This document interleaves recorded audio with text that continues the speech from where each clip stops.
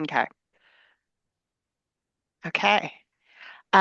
So we are starting today the What Are We Building Now podcast. And this is Meredith and Anthony here from the ADUloans.net team. And I'm sharing this for house hackers, starting investors who really want to know like what's really working out there because we see every single day what people are working on, what's actually working, and what financially makes sense. So we're going to show the insights and the intel about what's happening with those. Anthony, anything else you want to add about what people should know? You know what? It's a loaded question. The reason why I say that is because first off, you need to get the conversation started. Make sure you're speaking with your lender so you understand what the road is going to look like. So you understand, how are these costs going to be, possibly associated with the type of lending that we have to do to get this built. And also, having that really strong conversation with the builders as well. So you kind of understand what are those timelines going to look associated builders are going to require and so forth. I think that really, because this is becoming and a way to, build, generational housing, build additional wealth for yourself. It's just making sure there's strong communication throughout the entire process. So it's making sure people know, ask questions. Absolutely. And I think we would all agree as lenders, it's telling 75% of new construction projects that are permitted never get built. And I believe that's because people have spent 20, 30, $50,000 to build what I call a champagne castle, only to find out they're not qualified to build that big of a unit. And they've just wasted all that design thing. So that's why talking to the lender up front, you need to figure out like how much are you qualified to build, and then so you can build to that budget. And the contractors really like that because it gives them design direction. Like they don't want to waste their time either building, designing a champagne castle that never gets built. The other thing that I think is super important about talking to a lender is what's your ROI? Right? I see every day people thinking that they want to build a three-bedroom house in the backyard to optimize their rental income. And in fact, what they're really doing is optimizing the number of kids running through the backyard, breaking windows and all that. And what we're seeing is that the one bedrooms often have the best return on investment. And of course, now we're getting ready to have AB 1033 in California, which allows you to sell off the ADUs. And we know from data in other states that 75% of ADUs are in fact sold off. Well, in that case, we find that, yeah, if you're going to sell off, then a three bedroom's going to be a lot better typically.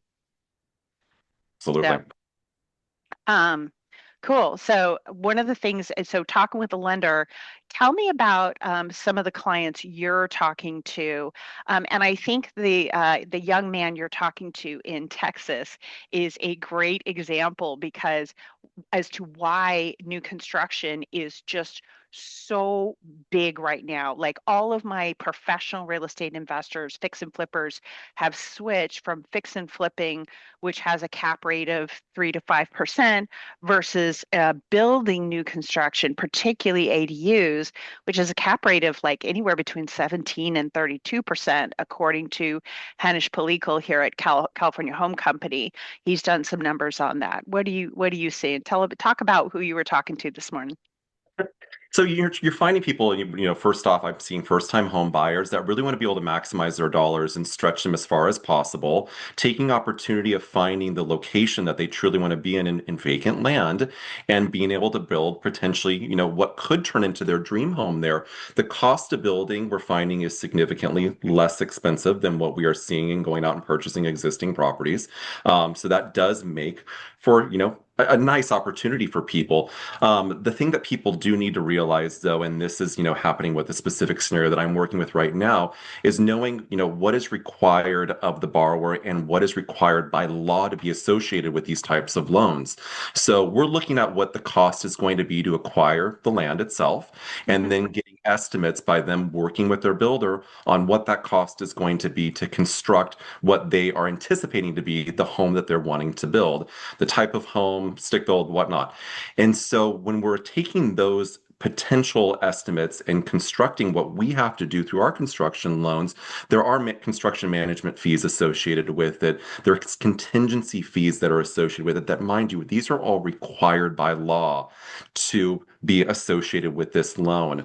Also, we're looking at the timeframes as well. Are we looking at 9 months? Are we looking at 12 months for the construction period and how they're going to potentially finance some of those costs, the holding cost while the home is actually being, constructed into that loan as well.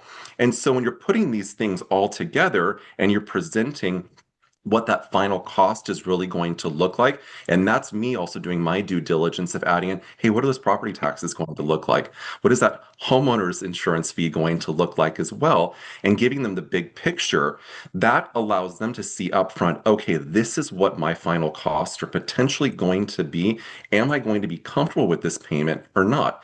And in some of these situations, it can be a little bit of a little frustrating, lack of a better term, but also it can be very eye-opening to them as well, because sometimes when they finally see what the total numbers are looking like, it might be a little bit more than what they were anticipating, even though the cost to construct is less. It might not be as inexpensive as they thought that it was going to be. So again, that's where it comes up with that communication part as well of, and I hate to use this term, math is math. The numbers don't lie. So when we're presenting that, I want them to be able to see upfront, this is what you should be able to anticipate as a total cost, what is required for you to bring, and this is what your monthly payment's going to look like. But you're going to have the home that you want, and you design this from scratch to the end finish. So, Oh, exactly. I mean, so the scenario here is this young man, he's a first-time home buyer. He's buying a little piece of land in a very swanky neighborhood in Houston. And his total cost, he'll probably pay 50,000 for the lot and what, $200,000 for the unit, the house? no, so it was actually a lot more than that. So the acquisition Oh, for the lot, they're finding out he was thinking it was be about 100,000. It's actually yeah. about 163,000. And that's potentially talking them down. And then the cost to build, I was actually really, surprised about this, but the cost to build was less than 90,000. Yeah? So All yeah, in? bad at all. A Yeah, total loan amount or you mean cost to build amount around $270,000. The totally. Yeah. And feel like, the house next door, what is the house next door worth? oh, it's probably twice that amount. Oh, at least. Yeah, absolutely. But the thing that people need to also realize, and I think that this can be a little bit of a misunderstanding because I lend in Texas as well, Hmm. that people don't realize the cost of property taxes in Texas, Yes. it's very high. It's with us Ooh, being out of California and San Diego, we're used to a certain fee. Texas property taxes are between 2 to 3 times what we pay here because no there's no tax. kidding. Yes. Oh, that's right. There's no income tax out there. Nope. So, for example, what we're seeing in this area, we're estimating between 2 to 2.5%. I've Uh-huh. seen in that county in certain areas up to 3%. So Yikes. it can be significantly more. And of course, I want to try and you've heard me use this term on a regular basis. I want to set my borrowers up for success. I want us to always be 2 steps ahead. Right. So if there is anything that pops up, we know that we can, tackle that. It's not going to be a huge ordeal. So that's why when I'm structuring my loans, I want to make sure in the communication, this is what you should be anticipating for the full breakdown. So I think that those full costs, showing him what it was going to look like cost-wise in the breakdown of that loan was a little bit shocking. But at the same time, though, it's looking at the big picture, though, but you're going to get so much more out of this, though. Right. It's like hoping you're gonna get a steal of a deal on an online shopping and then really it's maybe 25% off, right? So you're still getting the discount, so you're forgetting that big picture. Let's go back to so this type of loan, when we have an empty lot, is called a construction to permanent loan. And it's a type of first mortgage, but it's quite different than if you were just to go out and buy a house. And I think that's important for people to understand. The construction of perm loans, first of all, they are based on future appraised value. So, quite literally, we send out the appraiser with the pretty architectural plans and the floor plan, and he says, "Oh, I see what you're going to build." Well, looking at the other houses in the neighborhood, when you're done, your house will be worth more and than what it's worth today.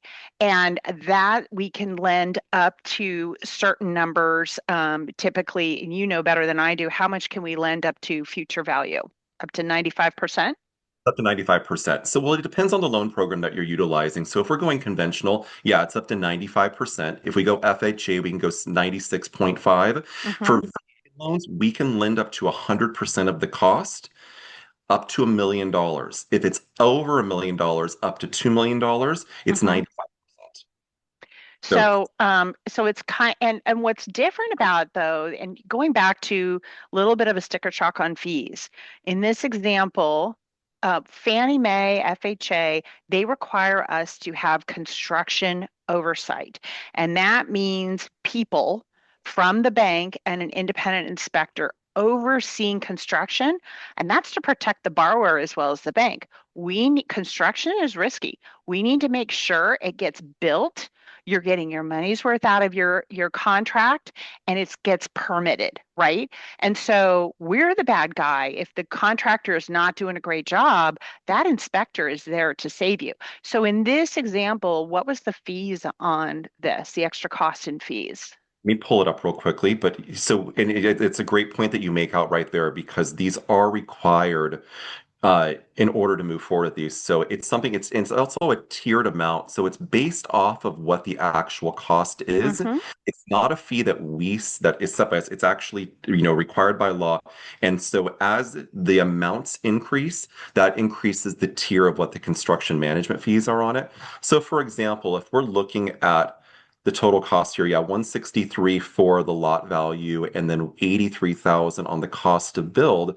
Mm-hmm. Um, the construction management fee on this one was 75.35, so 7,535. And then Right. we also look at a 2% contingency fee, which you can either do 2 or 5%, and this was only 1660. Um, And the I contingency is to cover any cost overruns, and it's construction. When aren't there cost overruns, right?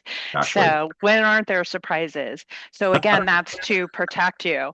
But in the and our whereas if you were going to go buy a house, our regular fees would be $1,790. So it's a big jump in fees, but it's also to protect you. And again, we go back to the big picture because he's still essentially building a house for half the cost and double the value of the neighbor next door, right? yeah, yep, So you did a absolutely. good job on that. You're really good at that.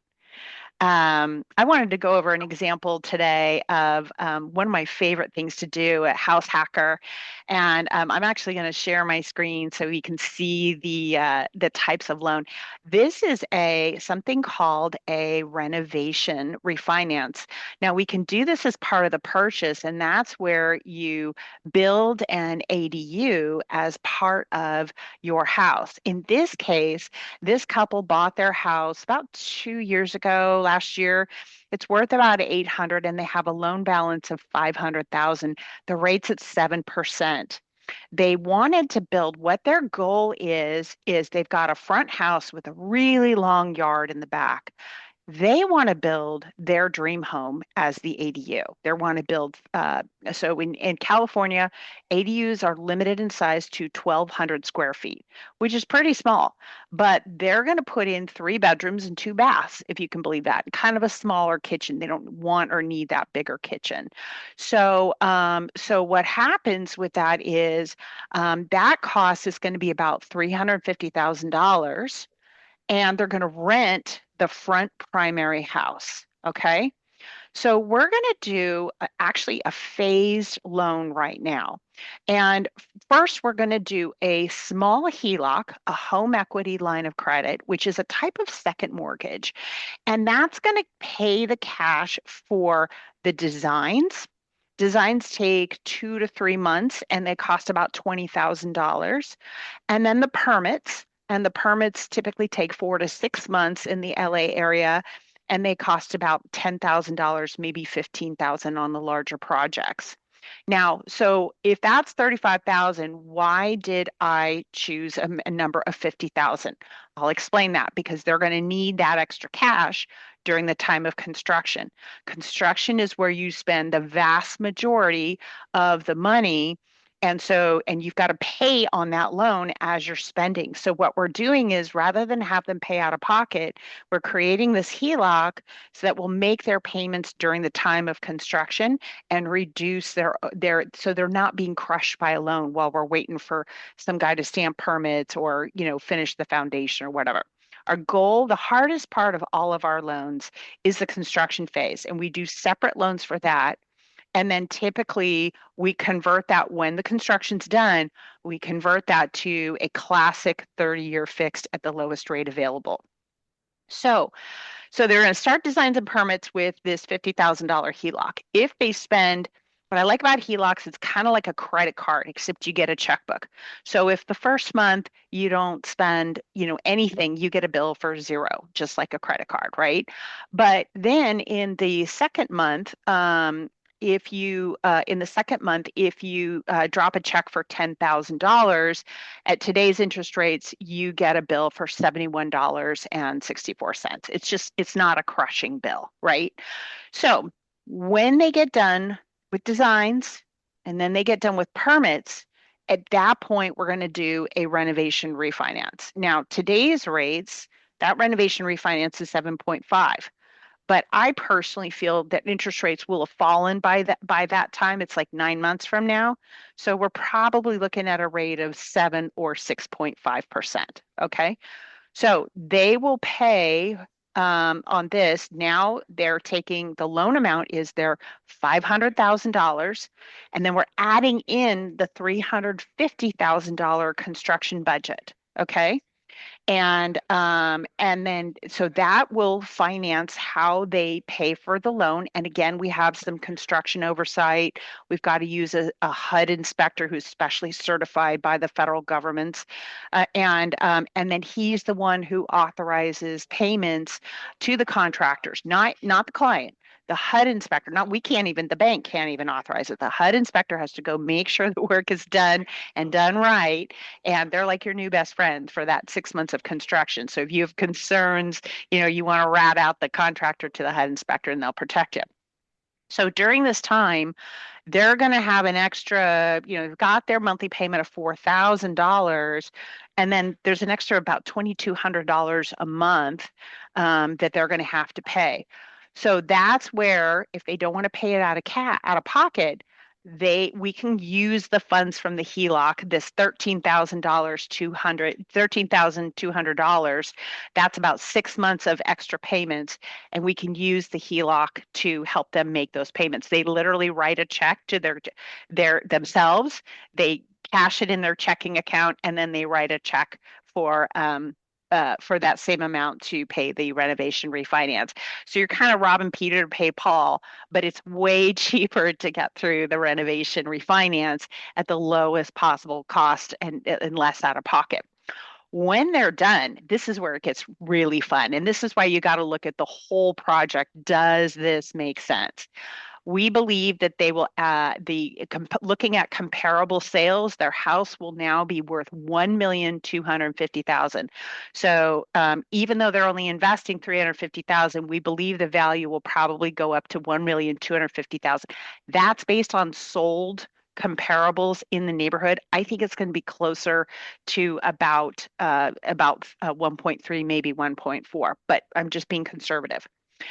If this basically converts it into a duplex, and if rates on primary homes are at 5%, I'm being conservative and estimating 6%. We're paying off the $850,000 first mortgage to get that rate lower, and we're paying off the 50,000 HELOC. So now we have a new combined first mortgage of 900,000. Well, 900,000 at 6% is a monthly payment of 5,395, right? With taxes and insurance, it comes out to about 59.45 per month. However, when they rent the front house, they're going to rent the front house. Zillow says the rental estimate will be 3,250. So the renters are paying for their mortgage. So currently, when you think about, okay, what am I paying for my house? They're paying 4,000 total. But when they factor in the rental income, their payment will drop to 26.95 per month. They can absolutely benefit. We also ran the estimate of a couple different options. First of all, if they decided to rent and did an early payoff and paid all of the rental money to pay off the loan, they could pay off the entire loan in 11.9 years. And that would save $643,000 just in the interest payments alone. Right. So now they're really on track. They had 30 years today. They have 30 years to go to pay off that loan. But with the rental income, if they used all the rent to pay off the loan, they'd be done paying any mortgage in 11.9 years. The other thing we looked at was the rent versus sell. And with the adoption of something called AB 1033, you can now sell off the ADUs in many places, and in other states other than California, you can anyway. But we know from data that about 75% of ADUs are in fact sold off. But it's worth running the numbers. This compares that rental income with an annual increase, about 3 to 5% increase in the annual rents. And in this example, after 10 years, not just next year, but after 10 years, the rental income, and the equity that you will have profited from is net $547,000 and change. That's right. So after all your expenses, renting for, assuming no, a little bit of maintenance, a little bit of property management cost, your net income is, or value or assets is 547,000 if you rent. On the other hand, if you choose to build the unit and sell it off and then go invest it in the stock market, we believe this front house could be sold off for 800,000. And there's a variety, I'll explain appraisals later. And so they could either use that to pay off their mortgage, or if they invested in the stock market at 8%, they would actually profit 805,000 and change in 10 years. So that's an important distinction because a lot of people don't want to hassle with tenants and rentals and all that maintenance and whatever. So that is something to think about. And that is a pretty massive difference. I mean, gosh, 245,000, I'd sell that off in a heartbeat. But that's the kind of math that has to be done. I don't want to deal with rentals if I don't have to. Um, Anyway, so that was a pretty exciting one. For those are for people who don't have equity in their homes, and it looks pretty scary. But if you haven't seen my video on my client Lanaya, who's also on Instagram under lanaya.b, she is amazing. She's house hacked with me on her purchases where we did renovation loans, and she started at 20, bought her first home with me, and rented to all her girlfriends by the room and then Airbnb part of it. And she's now grossing $10,000 in rental income per month on that house, and her net payment is 4,400. And she just bought her second house. She's age 24, driving a Mercedes. She's building 4 additional units, so that she's getting ready to build out, and she lives rent free. She'll get another probably 15 to 20,000 in gross rental income on that. That's So, fantastic. I mean, and she's 24 and driving a Mercedes, which makes me wonder what was I doing right when I was 20. Um, anyway, so that's the kind of fun stuff that we do. So, what do you see happening in the world these days? What are the trends you're seeing? Well, really, it's coming down to people are thinking outside of the box. We're not seeing traditional financing. We're not seeing people really interested in traditional financing. They're trying to take, okay, I already have this existing property that, I've lived in for however so long and whatnot. And then what they're doing is like, how can I maximize on this? So it is building additional units to it. They're looking at the renovation refinances.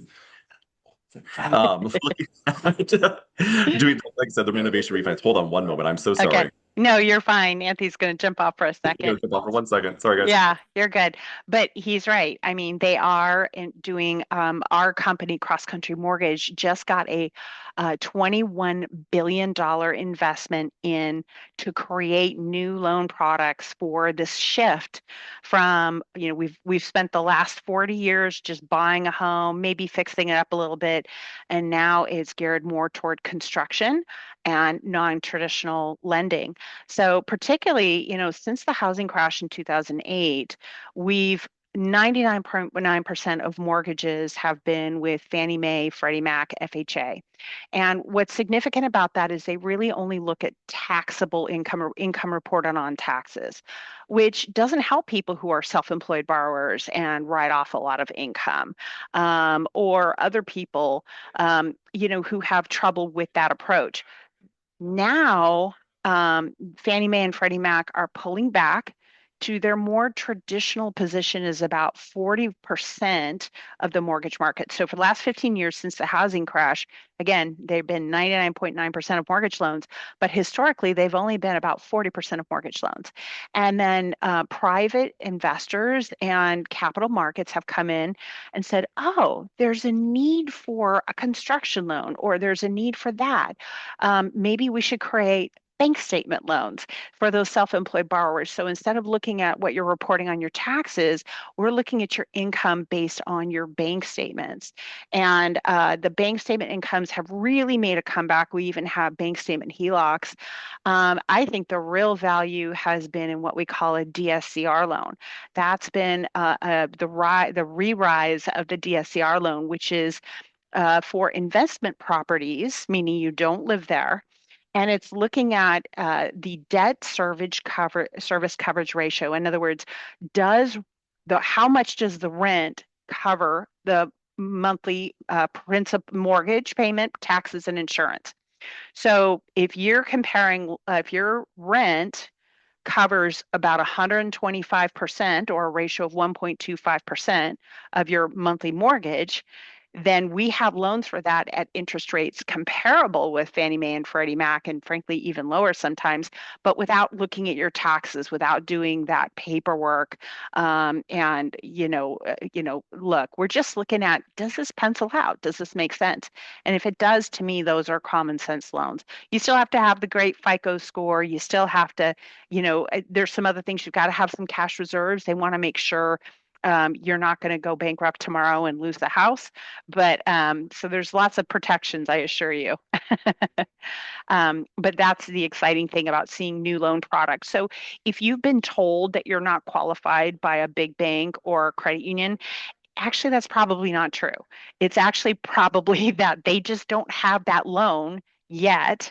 And it's important to understand that, we offer loan products just like any other merchandise. In every loan, we've got more than 400 loan options.